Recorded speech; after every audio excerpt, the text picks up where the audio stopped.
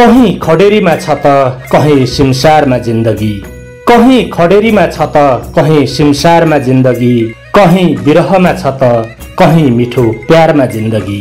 कहीं खडेरीमा छ त कहीं सिमसारमा जिन्दगी, कहीं बिरहमा छ त कहीं मिठो प्यारमा जिन्दगी। समयको गतिसँगै कुद्नुपर्छ यहाँ सबलाई, समयको गतिसँगै कुद्नुपर्छ यहाँ सबलाई।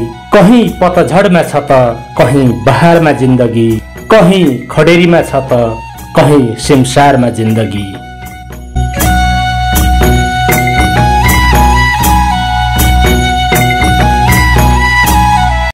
आदरणीय दर्शक श्रोता, निकै लामो समयपछि आज महालक्ष्मी नगरपालिका 4 चानुवा नम्फू धनकुटाका स्रष्टा मित्र मोहन खड्का प्यासीका यिनै मुक्तकिला हरफसँगै कार्यक्रम अतीतको डायरीको दैलो उघारे। अतीतको डायरीको पर्खाइमा बसिरहनु भएका तपाईँ सबैलाई हार्दिक स्वागत एवं अभिवादन। तपाईकै जीवनका भोगाईहरूको सङ्गालो कार्यक्रम अतीतको डायरीको यो नवीन श्रृङ्खलाबाट म हुँ तपाईको अन्तरङ्ग आवाजको सहयात्री साथी डम्बर विष्ट।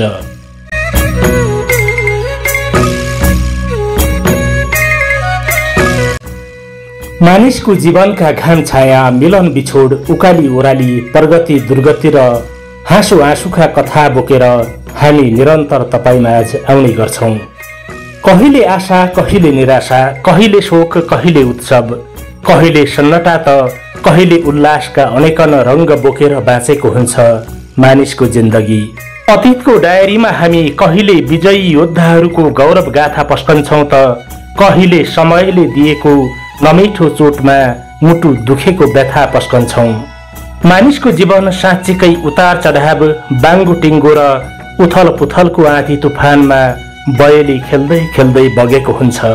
तिनै उथल पुथलका बहेली भित्र केरिन्छन् जीवनका कथाहरू र बन्छन् अलिखित दस्तावेजहरू।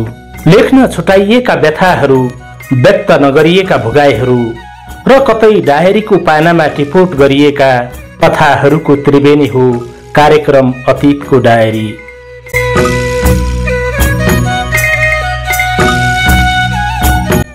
तपाईले छोडेका गाउँ बेसी र देउरालीका यादहरू, आफ्ना प्रियजनसँगका मिलन र बिछोडका कथाहरू, घरदेशको माटोमा खेप्नु परेका दुःखहरू, परदेशको माटोमा भोगिएका भोगाईहरू, आम मानिसले झेल्दै आएका आटो पिठोका व्यथाहरू र एउटा जिन्दगीले तय गर्ने निकै लामो यात्राका सुखद र दुःखद अनुभूतिहरूको संग्रह पनि हो कार्यक्रम अतीतको डायरी।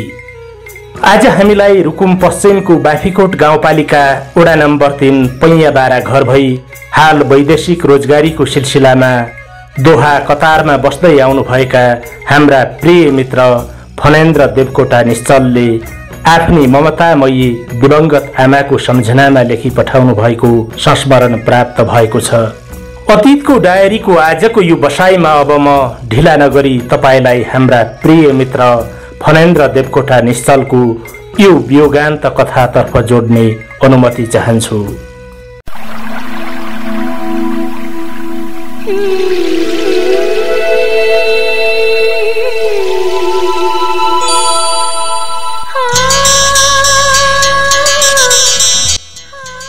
उनले हाँस्न सिकाइन्, मैले हाँस्न सिकेँ। हाँस्न बिर्सिँदा आज पनि उनैलाई सम्झिन्छु र फेरि एकचोटि दिल खोलेर हाँस्छु। कहिले काहीँ यो बिरानो माटोमा उनको याद भरिएर पोखिन्छ र आफ्नै स्मृतिको तकिया भिजाएर जान्छ। जसको दुधको लाम्टा चुसेर म हुर्किएँ, जसको हात समातेर मैले हिँड्न सिकेँ, जसको काखलाई मैले संसारको सबैभन्दा सुरक्षित किल्ला ठाने, आज त्यही काख, हात र साथ खुसिएको पनि झन्डै 13 वर्षभन्दा बढी भइसकेछ। म थाकेको बेला, म गलेको बेला, म हारेको बेला आज पनि यादहरूको क्यानभासमा कोरिएको तिनै देवी अर्थात् मेरी आमाको बेस्कन याद आउँछ र मुटु गाँठो पर्न खोज्छ। कहिले काहीँ सांसारिक माया र मोह त्यागेर मेरो प्रिय आमालाई अहिले भेट्न जाउँ जस्तो नलाग्ने पनि होइन। कल्पिन त खुब कल्पिन्छु यस्ता असम्भव लाग्ने योजनाहरू, तर सत्य मैले कल्पिए जस्तो छैन र होइन। मानिसको जुनी लिएर जन्मिएपछि थुप्रै बाध्यता र परिस्थितिले मान्छे नामको बुबुरो प्राणीलाई कैद गर्दो रहेछ। बाटोमा पूर्ण विराम लगाउँदो रहेछ र केही समय पर्खिन बाध्य गराउँदो रहेछ। आमा भन्दा मात्रै पनि यति धेरै प्रिय लाग्छ। प्रत्येक रातहरूमा आकाशका लाखौं ताराहरूको भिडभित्र मेरा आँखाहरू आज पनि तिमीलाई निरन्तर खोजिरहेछन्। मेरो यादमा कैद भएको तिम्रो मातृवात्सल्यको बयान म कसरी गरौँ आमा? जुन कुरा आमाको मातृत्व र ममत्वले दिन्छ त्यो अन्त कतै पनि नपाइँदो रहेछ। आज म जिन्दगीका लगभग 20 वर्ष गुजारिरहेको छु। आजसम्म बाँचेको जिन्दगीमा मैले धेरथोर गाउँघर, समाज र देश परदेश चहार्ने मौका पाएको छु। देश दुनियाँ जति डुले पनि तिम्रो काखको जस्तै दया, क्षमा र ममता मैले कहीँ पनि भेट्न सकेको छैन आमा। एउटा सन्तानको लागि आमाको काख सबथोक हुँदो रहेछ, यो कुरा आज आएर म महसुस गरिरहेछु। आमा, तिम्रो काखको बगैँचामा फुलेका दया, क्षमा र ममताका फूलहरूको सुगन्धले मलाई आज पनि बाँच्ने हौसला दिइरहेका छन्। नढाँटी भन्ने हो भने म तिमीलाई आमा भन्दा पनि उच्च शब्दले विभूषित गर्न खोज्दै थिएँ, तर शब्दकोशका प्रत्येक पत्रहरू केलाउँदा पनि आमाको मातृत्व र वात्सल्यता बराबरीको शब्द भेटाउन सकिन। जान्ने सुन्नेहरूका अनुसार आमा भनेकै भगवानको अर्को रूप हुन् र भगवानकै दोस्रो स्वरूप हुन्। आमा भगवानको स्वरूप हुन् भनिरहँदा मलाई कहिलेकाहीँ तिनै भगवानले किन मबाट आफ्नै दोस्रो स्वरूप खोसेर लिएका होलान् जस्तो लागिरहन्छ। यादहरूको सिरानीमा स्मृतिको भारी बिसाउँदै सोच्ने गर्छु, भगवान पनि कति साह्रै निष्ठुरी बनेका होलान्। 9 महिनासम्म गर्भमा राखेर दुःख कष्ट खेपेर तिमीले मलाई यो धरतीमा पदार्पण गरायौ। तिम्रो अतुलनीय प्रसव वेदना र त्यागकै कारण मैले यो सुन्दर संसारमा पाइला टेक्ने सौभाग्य प्राप्त गरेँ। महिनौसम्म तिम्रो गर्भमा गुटुमुटु परेर बसेको मैले तिम्रै कारण खुला संसारमा श्वास फेर्ने मौका पाएँ। मान्छेको जातलाई सौभाग्य र मौका मात्र कहाँ नसिब हुँदो रहेछ र आमा। तिम्रो त्यागका कारण मैले यो सुन्दर दुनियाँमा पाइला टेक्ने सौभाग्य त प्राप्त गरेँ, तर धित्त मरुन्जेल तिम्रो मातृत्वको पोखरीमा नुहाउने सौभाग्य भने प्राप्त गर्न सकिन। दुर्भाग्य नै भन्नुपर्छ, मैले तिमीलाई राम्रोसँग चिन्न नपाउँदै पापी दैवले तिमीलाई मबाट सधैँको लागि खोसेर निकै टाढा लिइदियो। र त आज पनि औँसीका रातहरूमा चम्किने लाखौं ताराहरूको भिडमा तिमीलाई खोजिरहन्छु। आमाको यादमा मेरो परेला भिजेको बखत सोच्ने गर्छु, भगवान छन् भन्ने कुरा भ्रम मात्रै पो रहेछ। यदि साँच्चीकै भगवान हुँदा हुन् त एउटा 7 वर्षको नादान बालकलाई जन्म दिने आमाबाट किन छुटाउँदा हुन्? जिन्दगी पनि गुनासो नै गुनासोको भारी र पीरहरूको पोको मात्र हो क्यारे। मेरी आमाको अनुपस्थितिमा म नपिरोलिएको कुनै दिन छैन। सृष्टिको यो लीलासँग म नहारेको नथाकेको कुनै दिन छैन। तैपनि स्वर्गीय आमाको आत्माको शान्तिकै लागि भए पनि आफूलाई सम्हाल्छु र अघि बढ्ने कोसिस गरिरहेको हुन्छु। बाल वयमै आमाको ममत्व खोसिएको म टुहुरोको लागि जिन्दगी जिउन भने जस्तो सजिलो थिएन। म 2052 साल चैत्र 12 गते जन्मिएको मान्छे। 52 साल फाल्गुन 1 गतेदेखि माओवादी जनयुद्ध सुरु भयो। माओवादी जनयुद्ध सुरु भएको पुग नपुग 1.5 महिनापछि म अभागी जन्मिएछु। म भन्दा 1.5 महिना जेठो माओवादी जनयुद्ध र त्यसबाट सिर्जित राज्य आतंकले देशलाई निकै ठूलो पीडा दियो। नेपाली समाजलाई ओल्लो छेउबाट पल्लो छेउसम्म हल्लायो। हजारौं मानिसको ज्यान गयो भने 100औं मानिसहरू बेपत्ता पारिए। लाखौं सर्वसाधारण त्यो द्वन्द्वको प्रत्यक्ष मारमा परे भने 100औं बस्तीहरू जले। हजारौं चेलीबेटीको सतीत्व लुटियो। यस्तो अकल्पनीय उथल पुथलको साइत पारेर जन्मिएको म जस्तो मान्छेको जिन्दगी कसरी सरल रेखामा हिड्न सक्थ्यो र आमा?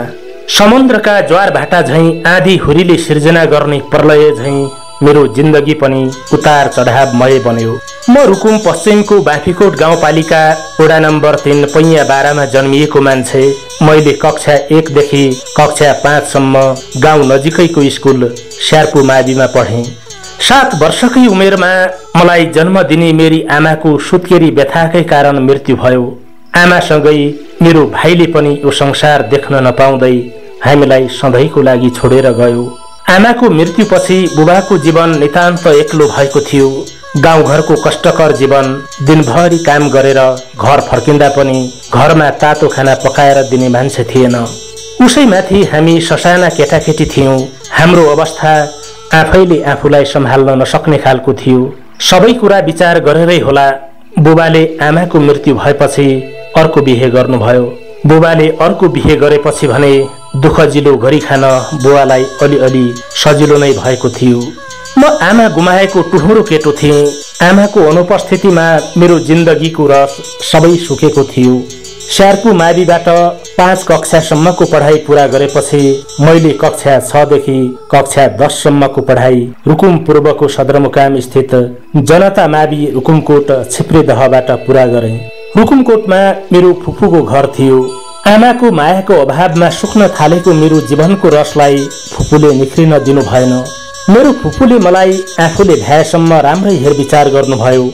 रुकुमकोटमा पढ्दा हामी साथीहरू जम्मा भएर सँगसँगै खेल्थ्यौं।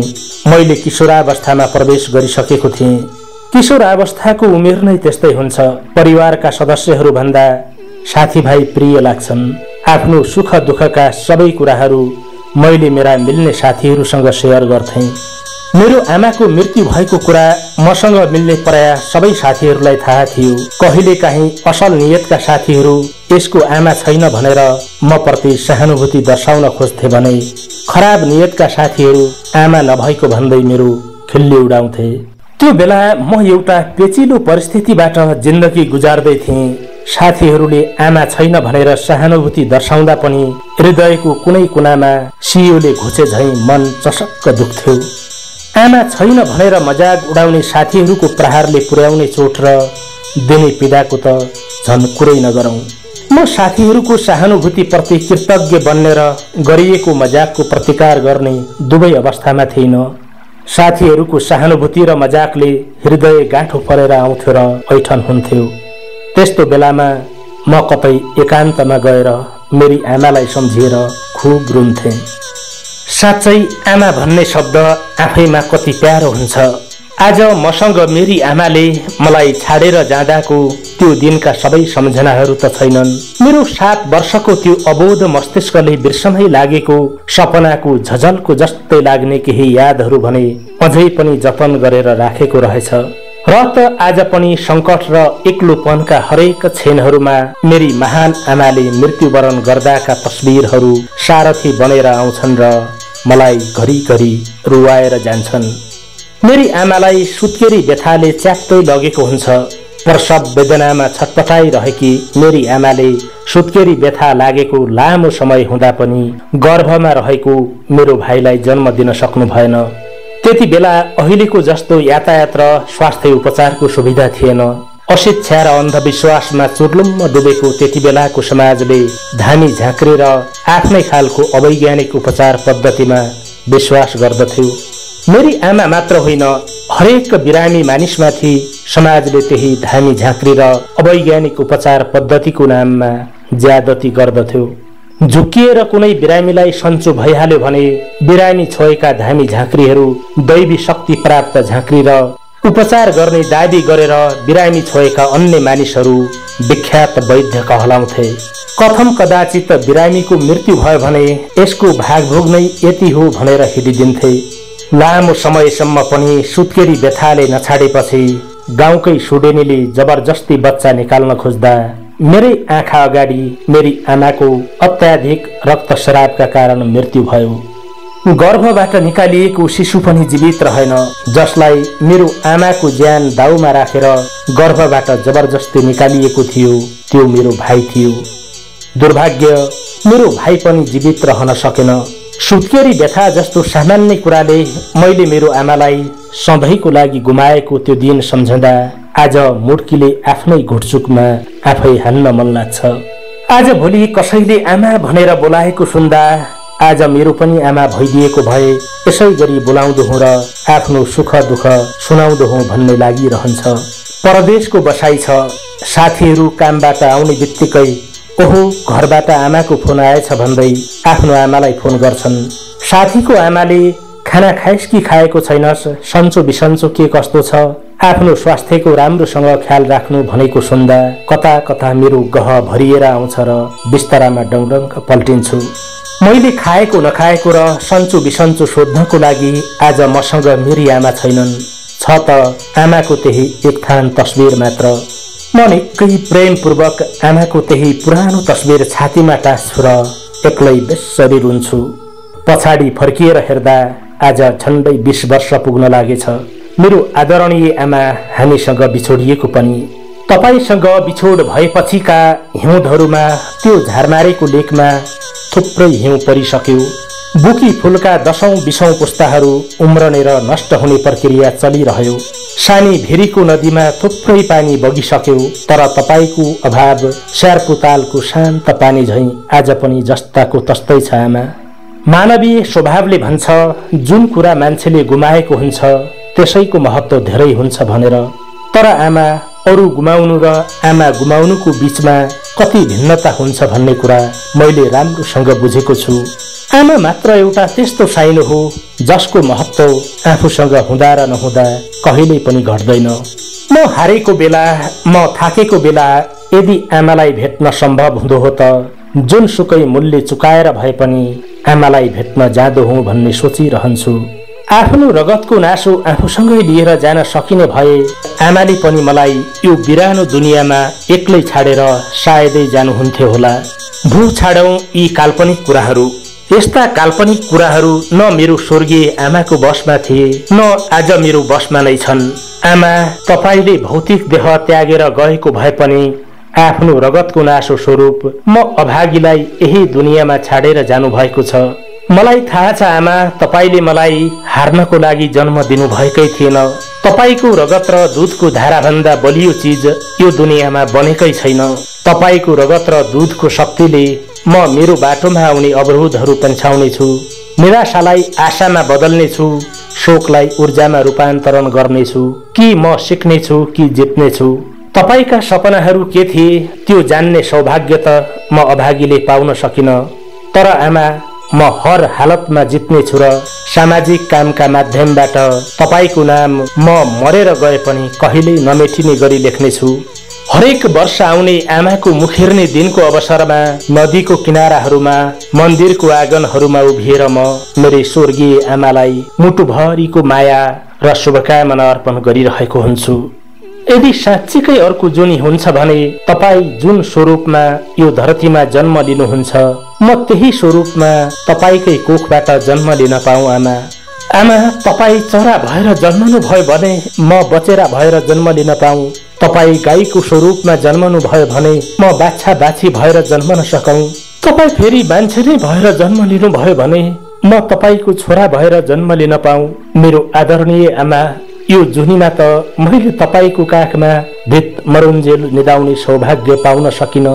अर्को जुनीमा तपाई जुन स्वरूपमा जन्म लिनुहुन्छ त्यही स्वरूपको तपाईकै सन्तान भएर जन्मन सकौं र भित मरुन्जेल तपाईको छत्र छायामा बाँच्न पाऊँ। भगवानसँग मेरो यही प्रार्थना छ।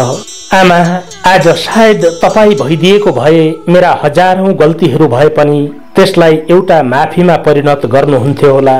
तपाईको काखमा मैले बिताएका ती 7वटा वर्षको बीचमा मैले धेरै चोटि तपाईको चित्त दुखाएको होला, धेरै पटक तपाईलाई सताएको होला। थाहा छ मलाई, तपाईले ती सबै मेरो उपद्रव उपर उति बेलै माफ गरिसक्नु भयो। तर पनि आमा, म एकचोटि आफ्नै मुखले तपाईसँग माफी माग्न चाहन्छु। यो उराठ लाग्दो शहरमा एक्लै लर्खरिँदा मलाई तपाईको असाध्यै धेरै याद आउँछ आमा। यहाँ को छन् र आफ्ना सबै बिराना? यहाँको चलन यस्तै हो जस्तो लाग्छ। मेरो रंगमञ्चमा रमाउन आउने त धेरै आउँछन्, तर जब गोधुली निष्पक्षताको मुखमा पुग्छु तब सबै कहाँ हराउँछन् थाहै हुँदैन। सुखमा मात्र सारथी बन्ने यो दुनियाँदेखि वाक्क दिक्क भएको बेला मेरो स्मृतिमा धुमिल हुँदै गएका तपाईसँगका यादहरू आउँछन् आमा। मलाई त्यो बेला तपाईले आफ्नो काखमा च्यापेर राखेको याद आउँछ र म पग्लिएर आफ्नै आँखाबाट बग्न थाल्छु। मलाई सोध्न मन लाग्छ र तपाईको तस्बिरको अगाडि गएर सोध्छु पनि तपाईले मलाई छाडेर गएको यतिका वर्ष भइसक्यो, तर मलाई किन तपाईले यति धेरै प्रेम गरेको आभास भइरहन्छ आमा। तर यो तस्बिर बोल्दै बोल्दैन। तपाई आज यो दुनियाँमा भएको भए तपाईको अगाडि गएर म यो प्रश्न सोध्ने थिइन, किनकि तपाई निरुत्तर र नाजवाफ भएको म हेर्नै सक्दिन। मलाई थाहा छ यदि तपाई जीवित भइदिएको भएर मैले यो प्रश्न सोधेको भए तपाईसँग जवाफ हुन्थेन, किनकि सन्तानले जतिसुकै मूर्खता देखाए पनि आमाले उसलाई प्रेम गरिरहन्छन्। यो सृष्टिमा आफ्नो स्वार्थको रोटी सेक्न प्रेमको अभिनय गर्ने त थुप्रै भेटिन्छन्, तर सन्तानको प्रेमको लागि आफ्नो प्राण दिन सक्ने ल्याकत एउटा आमासँग मात्रै हुन्छ। जब म यहाँ परदेशको सभ्यताले थकित र चकित हुन्छु, तब तिम्रो तस्बिरले मलाई दिने आशीर्वाद र म प्रतिको प्रेम महसुस गर्छु, अनि फेरि उत्साही, जागरुक र हराभरा बन्ने गर्छु। तपाईले मलाई जन्माएर हुर्काउँदै गर्दा लाखौं सपना देखेको हुनुपर्छ। मैले तपाईले देखेका सपनासँग साक्षात्कार गर्न नसके पनि म तपाईका सपनाबारे अनुमान गर्न सक्छु आमा। तपाईका सपनाबारे गन्दै गर्दा लाग्छ तपाईका सम्भावित सपनाहरूमध्ये मैले आजसम्म एउटा पनि पूरा गर्न सकिन। साथीहरूले आफ्नी आमासँग गरेका वार्तालाप सुन्दै गर्दा म चकित हुन्छु, जहाँ तिनकी आमाले देखेका लाखौं सपनाहरूलाई हावामा उडाइसकेपछि पनि तिनै साथीहरूलाई आफ्नो एउटा अर्को सपना मानेर लाखौं सपना बराबरको खुसीमा रमाएको आभास गर्छु।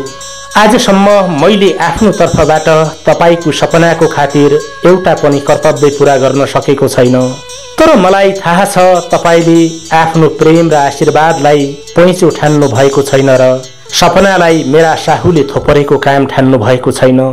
त्यसैले त तपाई आमा हो र म तपाईको प्रेमको आभासमा रमाउन सकेको छु आमा। हो आमा, जाँडको तालमा मात्तिने छोरा भन्दा म आफूलाई लाखौं गुणा ठुलो भाग्यमानी सम्झन्छु, किनकि आज म तिम्रो तस्बिरले आभास गराउने आशीर्वाद र हौसलाले पुलपुलिएको छु। म सपना सपना भनेर आफैलाई भुलिसके, तर जब म आफ्नो खुट्टाले धरतीमा टेकिन सक्दैन थिएँ, तब तपाईले आफ्नो एउटा औंलाको सहारा दिएर मलाई हिडाउँदै बाबा भन त बाबु भनेर मलाई बोल्न सिकाएको म कहिल्यै पनि भुल्दिन। आज तपाई मेरो साथमा हुनुहुन्न, तर मधुर हुँदै गएको तपाईको मायाका सम्झनाहरू मसँग प्रशस्त छन्। यो बिरानो शहरमा जब म झ्यालको पर्दा खोलेर बाहिर हेर्छु, मलाई लाग्छ म त्यही 5-6 वर्षको बच्चा हुँ र हाम्रो घरको मूल ढोकाको छेउमा भएको ठूलो झ्यालमा बसेको छु। तपाईले पिठ्यूमा डोकोभरि घाँस र तिमिलाको पातको टपरी बनाएर टपरी भरि ऐँसिलो ल्याउने आशमा झ्यालबाट बाहिर हेर्दा टन्टलापुर घाममा तपाईको त्यही मधुरो बन्दै गएको बिम्ब तिर्मिराए जस्तो लाग्छ र म ठुल्ठुलो आँखा उघारेर स्पष्ट पार्न खोज्छु। तर आमा तपाईको त्यो मधुरो बिम्ब खै कहाँ हराउँछ थाहै पाइँदैन। तपाईका तिनै बिम्बहरू र आफ्नै मधुरो स्मृतिहरूले लगातार लखेट्छन् र पो म आफ्नै आँखाबाट भेरी र कर्णाली झैं बग्न थाल्छु। आफैले आफूलाई चिमुट्छु र पछि थाहा हुन्छ, हट म त आमाको ओछ्छ स्थल होइन, यो मान्छेले मान्छे नचिन्ने मरुस्थलमा पुछु। आज म घर छाडेर टाढा बस्न थालेको त धेरै भइसक्यो, तर मलाई मधुरो हुँदै गएको तिम्रो सम्झनाको लत छुटेको छैन र म चाहन्न कि तिम्रो लत छुटोस्। अरू कुनै कुराको बिरामी भएर रहनु भन्दा तिम्रो लत लागेर तिम्रो चित्र आँखामा कोर्दै रहनु नै मेरो लागि उपयुक्त छ आमा। जब म दिनभरिको कामले लखत्रान थाकेर बाहिरबाट आउँछु, तब कोठाको ढोका खोल्दै आमा भन्दै बोलाउन मन लाग्छ। कहिले काहीँ त बोलाउने नै रहेछु, आमा ए आमा, तर दुर्भाग्य जवाफ दिने कोही पनि हुँदैन, अनि भित्तामा टाउको बजारेर रुन मन लाग्छ। आमा आमा भनेर जोर जोरले कराउन मन लाग्छ। यो पुरै शहरलाई आमा भन्ने शब्दले थर्कमान बनाउन मन लाग्छ। आमा, म कल्पना गर्न सक्छु, सायद तपाईले मलाई हात समातेर ताते ताते गराउँदै गर्दा म मेरो छोरालाई एउटा आदर्श पात्र बनाउँछु भन्ने सपना देख्नु भएको थियो होला। म आदर्श पात्र बन्न सक्छु कि सक्दिन यो त थाहा छैन, तर तपाईको मृत आत्माप्रति एउटा वफादार छोरा बन्ने कोसिस भने गरिरहनेछु। मेरो स्मृतिमा सबै कुरा जीवन पर्यन्त सुरक्षित रहलान् नरहलान्, तर मैले सबै कुरा बिर्सिए पनि तपाईले ब भन्न सिकाएको र बाबाले अ भन्न सिकाएको कहिल्यै पनि भुल्न सक्दिन आमा। तपाईको भौतिक देहलाई विसर्जन गर्न सानी भेरीको किनारातर्फ लैजाँदै गर्दा अघि अघि तानिएको बाट, त्यसको पछि पछि दमाहा बजाउँदै हिँडेका मानिसहरू र त्यसको पछि पछि कात्रोमा पिताम्बरले छोपिएको तपाईको भौतिक देह, सिङ्गो डाँडा पाखा नै सुनसान पर्ने गरी विरह लाग्दो भाकामा बजिरहेको शङ्ख, पछि पछि हिँडिरहेका मलामीहरू र घरको आँगनको डिलमा रुँदै कराउँदै गरेको म 7 वर्षको अनाडी बालक। जब एकान्तमा यी सबै दृश्यहरू कल्पिन्छु तब मन भक्कानिएर आउँछ र आँखाहरू छताछुल्ल भएर पोखिन्छन्। कहिले काहीँ त लाग्छ म जिन्दगीमा धेरै रोइसकेँ, अब त आँखाको आँसु पनि सकिसके होला। आमा, तपाईको यादहरूलाई शब्दमा उन्ने कला मसँग छैन। सिर्फ यति भन्छु, यदि साँच्चीकै अर्को जुनी हुन्छ भने तपाई जुन स्वरूपमा यो धरतीमा जन्म लिनुहुन्छ, म त्यही स्वरूपमा तपाईकै कोखबाट जन्म लिन पाऊँ। तपाई चरा भएर जन्मनु भयो भने म बचेरा भएर जन्म लिन पाऊँ। तपाई गाईको स्वरूपमा जन्मनु भयो भने म बाछा बाछी भएर जन्मन सकौँ। तपाई फेरि मान्छे नै भएर जन्म लिनु भयो भने पनि म तपाईको छोरा भएर जन्म लिन पाऊँ। मेरो स्वर्गवासी आदरणीय आमा, यो जुनीमा त मैले तपाईको काखमा धित मरुन्जेल निदाउने सौभाग्य पाउन सकिन। अर्को जुनीमा भने तपाई जुन स्वरूपमा जन्म लिनुहुन्छ त्यही स्वरूपको तपाईकै सन्तान भएर जन्मन सकौँ र धित मरुन्जेल तपाईको छत्र छायामा बाँच्न पाऊँ।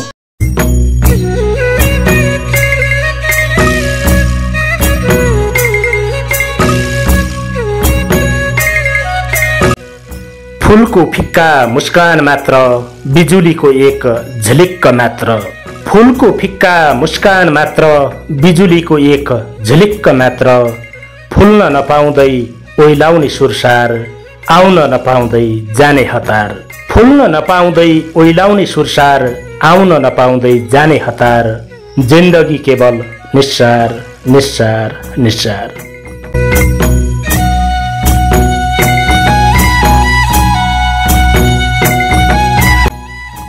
यो भोगाईका साक्षी फणेन्द्र देवकोटा निश्चलको जीवनको यो व्यथा पढिरहँदा म आफै पनि पटक पटक टुटेको छु, दुखेको छु र सम्हालिएको छु।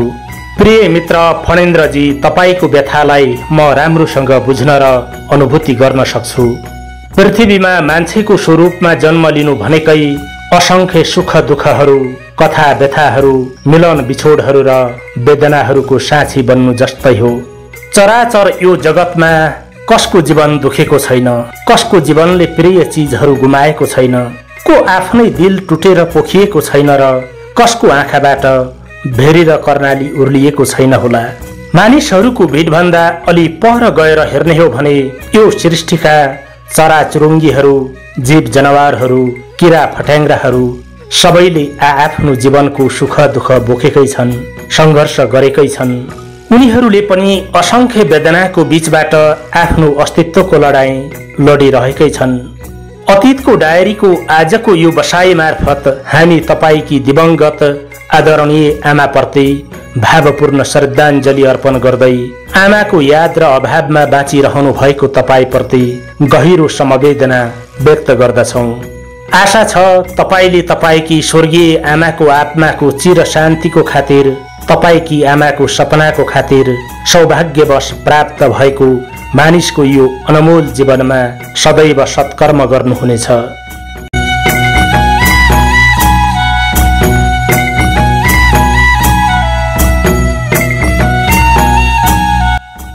कार्यक्रम अतीतको डायरीको आजको श्रृङ्खला तपाईलाई कस्तो लाग्यो? कृपया आफ्नो प्रतिक्रिया कमेन्ट बक्समा लेख्न नबिर्सनुहोला। तपाईको जीवनका भोगाईहरू, सम्झना र यादहरूलाई तपाई पनि कार्यक्रम अतीतको डायरी मार्फत व्यक्त गर्न चाहनुहुन्छ भने आफ्नो संस्मरण वा कथा लेखेर हामीलाई